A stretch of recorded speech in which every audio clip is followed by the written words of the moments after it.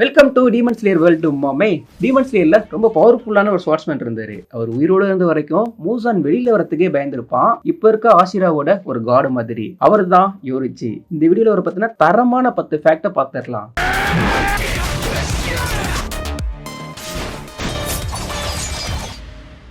யோரிச்சி பிறக்கிறப்பவே demon slayer மார்க்கோட பிறந்திருப்பாரு. But இதை பத்தின புரிதல் அப்ப இருக்கவங்களுக்கு இருந்திருக்காது. இதை ஒரு கேர்ஸா தான் பார்த்திருப்பாங்க. அவரை கில் பண்ணலாம்னு சொல்லிட்டு கூட டிசைட் பண்ணிருப்பாங்க. இப்போ ஆசிராஸ் எல்லாம் இருக்காங்க இல்லையா, இவங்களுக்கு எப்ப டீமன் ஸ்லேயர் மார்க் அவேக் ஆகும்னா ஒரு எக்ஸ்ட்ரீம் சுச்சுவேஷன் அப்பதான் அது அவேக் ஆகும். இதனால நிறைய பெனிஃபிட்ஸும் இருக்கு. அவங்களோட ஸ்ட்ரென்த் இன்க்ரீஸ் ஆகும், ரொம்ப ஸ்பீடா இருப்பாங்க, ரிஃப்ளெக்ஷன் இன்க்ரீஸ் ஆகும். இதோட மைனஸ் என்னன்னா அவங்க 25 ஏஜ்லயே இறந்துருவாங்க. பட் யோரிச்சி இதையும் பைபாஸ் பண்ணிருப்பாரு. அவர் ஒரு 85 இயர்ஸ்ல தான் இறந்திருப்பாரு. அதுக்கு காரணம் அவர் டீமன் ஸ்லேயர் மார்க்கோட பிறந்தனால. Second, master of transparent world. இவரால டிரான்ஸ்பரண்ட் வேர்ல்ட பார்க்க முடியும். அப்படின்னா இப்ப ஆப்போனன்ட் ஒருத்தவங்க இருக்காங்கன்னா அவங்களோட இன்சைட் பாக்குறது, அவங்களோட இன்னர் ஆர்கன்ஸ் இவரால பார்க்க முடியும். மசில்ல பார்ப்பாரு, பிளட் ஃப்ளோ ஆகுறத பார்ப்பாரு, ஜாயிண்ட் மூவ் ஆகுறது எல்லாத்தையுமே இவரால பார்க்க முடியும். ஸோ இதனால என்ன பெனிஃபிட்னா ஆப்போனன்ட் உங்களை அட்டாக் பண்ண வராங்கன்னு வச்சுக்கங்களே, அவங்களோட மசில் எப்படி மூவ் ஆகுது, இவர் எப்படி அட்டாக் பண்ண போறாங்க அப்படிங்கறத அவரால் முன்னாடியே ப்ரெடிக்ட் பண்ண முடியும். இவர் அட்டாக் பண்ண வராங்கன்னா அவங்கள ஸ்லோ மோஷன்ல பாக்குற மாதிரி. இதனால அந்த அட்டாக்கு இவரால் ஈஸியா ரியாக்ட் பண்ண முடியும். திரும்பவும் இவரால ஈஸியாவும் அட்டாக் பண்ணவும் முடியும். சன் பிரீத் கிரியேட்டர் யோரிச்சி தான் சன் பிரீத் கிரியேட் பண்ணியிருந்திருப்பாரு. இந்த பிரீத்தை மற்ற ஸ்வாட்ஸ்மேனுக்கும் சொல்லி கொடுத்திருந்திருப்பாரு. பட் அவங்களால அதை அடாப்ட் பண்ணிருக்க முடியாது.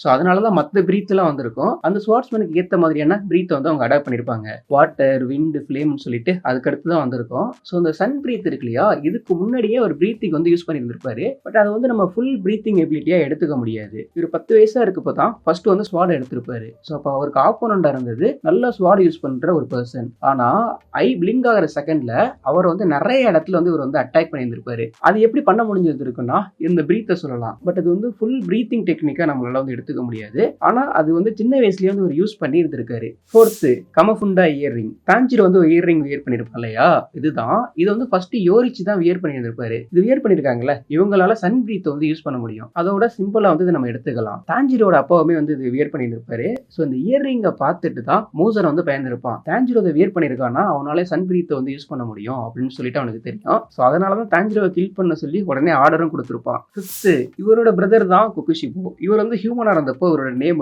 மிச்சிகாட்சு. இவர் ஏன் டீமன் ஆயிருப்பாருன்னா யோரிச்சி இருக்கார் இல்லையா, இவரோட பவர்ஃபுல் ஆகணும் அப்படிங்கிறதுக்காண்டி தான் இவர் டீமன் ஆயிருந்திருப்பாரு. பட் அவருமே நல்லா ட்ரெயின் பண்ணிருப்பாரு, நல்ல ஸ்கில்ஃபுல்லான ஸ்வாட்ஸ்மேன் தான். ஆனா யோரிச்சி லெவலுக்கு அவரால் வந்திருக்க முடியாது. பிரீத்திங்குமே கத்துக்கிட்டு இருந்திருப்பாரு. பட் அவரால் சன் பிரீத் லேர்ன் பண்ணிருக்க முடியாது. மூன் பிரீத்தா தான் இருந்திருக்கும். எப்பவுமே அவர் செகண்டா தான் இருந்திருக்காரு. ஸோ இவரை தாண்டி போகணும் அப்படிங்கிறதுக்காண்டி தான் அவர் டீமனா இருப்பாரு. அதுக்கு இன்னொரு மெயினான ரீசன் அவருக்கு டீமன் ஸ்லேயர் மார்க்கும் அவேக் ஆயிரும். அப்படி அவேக் ஆயிடுச்சுன்னா 25 இயர்ஸ்லயே இறந்துருவாங்க இல்லையா, அவங்க லைஃப் கம்மியா ஆகுறனால நம்ம கம்மியான ஏஜுக்குள்ள யோரிச்சியை தாண்டி போக முடியாது அப்படிங்கிறதுக்காண்டி தான் மூசானோட ஆஃபரையும் அக்செப்ட் பண்ணியிருந்திருப்பாரு.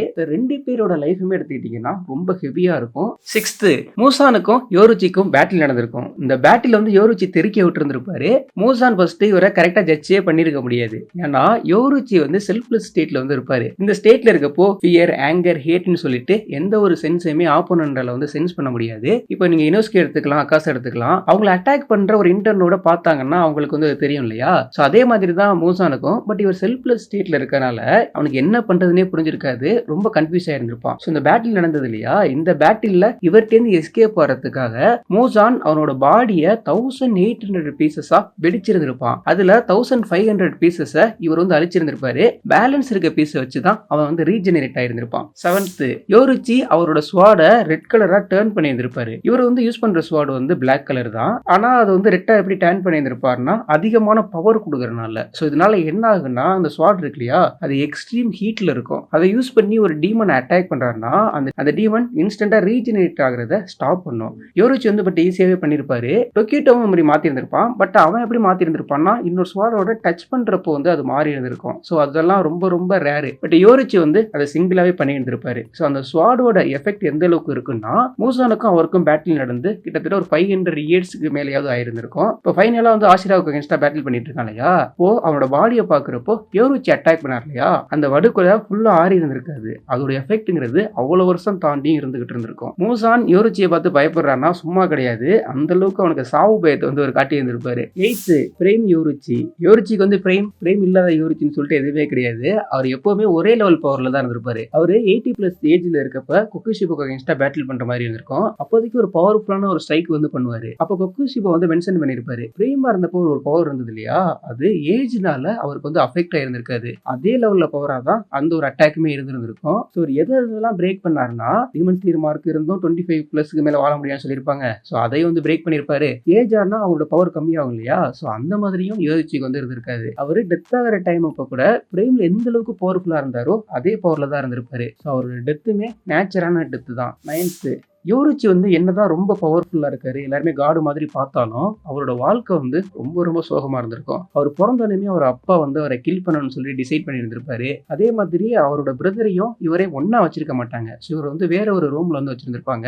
2 பேருக்கும் கொடுக்குற ஃபுட்டு வந்து வேற மாதிரி இருக்கும். 2 பேருமே வந்து வேற மாதிரி வந்து டீச் பண்ணிட்டு இருப்பாங்க. ஸோ இவருக்கு இருந்த ஒரே சப்போர்ட் வந்து அவங்களோட அம்மா மட்டும்தான். யோரிச்சிக்கு வந்து மேரேஜுமே ஆயிருக்கும். பட் அது வந்து ரொம்ப நாள் நீடிச்சிருந்திருக்காது. அவரோட ஒய்ஃப், அவரோட குழந்தை எல்லாத்தையுமே வந்து ஒரு டீமன் வந்து கொன்றும். ஸோ அதனால தான் அவர் வந்து டீமன் ஸ்லேயர் காப்பாவும் மாறி இருந்திருப்பாரு. என்னதான் ஒரு காட் லெவல் பவர் இருந்தாலும் லாஸ்ட் வரைக்கும் லோன்லியா ஒரு பெயினோட ஹெவியில தான் அவர் இருந்துகிட்டே இருப்பாரு. 10th legacy. யோரிச்சி டெத் ஆனதுக்கு அப்புறமா அவரோட புகழ் வந்து இன்ன வரைக்கும் இருந்துகிட்டு இருக்கு. ஸோ அதுக்கு ஒரு எக்ஸாம்பிளா அவரோட இயர் ரிங்ஸே சொல்லலாமே. இப்போ தான்ஜிரோட அந்த இயர் ரிங்ஸை பார்த்தோன்னே மூசானுக்கு வந்து ஒரு ஃபியர் வந்துடும். ஸோ அது மட்டும் கிடையாது, மூசானுக்குள்ள அந்த மெமரி இருக்கு இல்லையா, அது வந்து அப்படியே பதிஞ்சிருந்திருக்கும். யோரிச்சி 2.0ன்னு சொல்லிட்டு ஒரு டால் நீங்க பார்த்துருப்பீங்க. ஸோ அந்த வில்லேஜில் இருக்கவங்களாம் அது ஒரு காட் மாதிரி பார்ப்பாங்க. ஸோ என்னதான் அவர் இறந்தாலும் அவரோட லெகசிங்கிறது வந்து ஃபுல்லா இருந்துகிட்டே தான் இருக்கும். 2 பிரதர் ஒன்னா பிறந்தாங்க, மிச்சிகாட்சு அண்ட் யோரிச்சி. இவங்க 2 பேரோட லைஃபே சூப்பரா கிடையாது. 2 பேருமே லாஸ்ட் வரைக்கும் பெயின்ல தான் இருந்திருக்காங்க. நீங்க இந்த பிரதர்ஸ் பத்தி என்ன நினைக்கிறீங்க, அப்புறம் யோரிச்சியை பத்தி என்ன நினைக்கிறீங்க அப்படிங்கிறது எல்லாத்தையும் கமெண்ட் செக்ஷன்ல கமெண்ட் பண்ணிட்டு அப்படியே நம்ம சேனலையும்